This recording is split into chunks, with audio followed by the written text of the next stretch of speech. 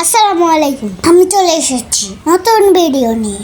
ভেবেছিলাম একটা কেক খাবো মজা করে, তার হলো না। কি যন্ত্রণা! কেকটা যে বানিয়েছে আমার কথা চিন্তা করে বানায়নি, অনেক ক্রিম দিয়ে ভরে রাখছে।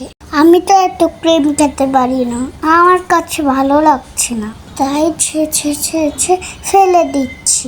কোনো মতে কেকটা একটু খেয়ে চলে আসলাম আমার কাজে।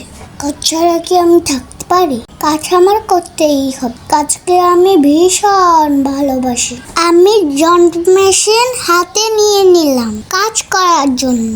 এটা দিয়ে আমি আমার আঙ্কেলদের সাথে ঘষা মাজা করব। এই যে ভিডিওতে দেখতে পাচ্ছেন আমি ঘষা মাজা করছি। এপাশ দিয়ে ওপাশে ঘষে ঘষে কাঠটাকে সুন্দর করে ফেলছি। আমি না হলে কি চলে বলুন?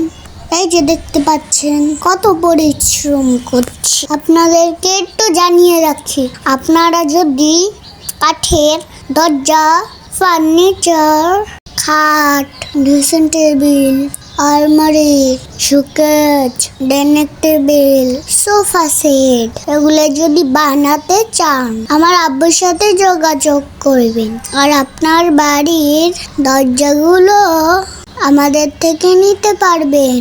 আমার আব্বু দক্ষ আঙ্কেলদের দিয়ে বানিয়ে দিবে।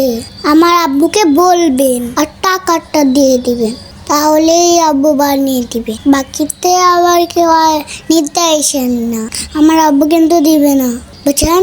বাকি চাহিয়া লজ্জা দিবেন না। তারপরে আমি ঘষা মাজা করতে থাকতে কত সুন্দর একটি দরজা বানিয়ে ফেললাম। আর এই দরজাটা আর একটা দরজা দেখিয়ে দিলাম, দেখছেন?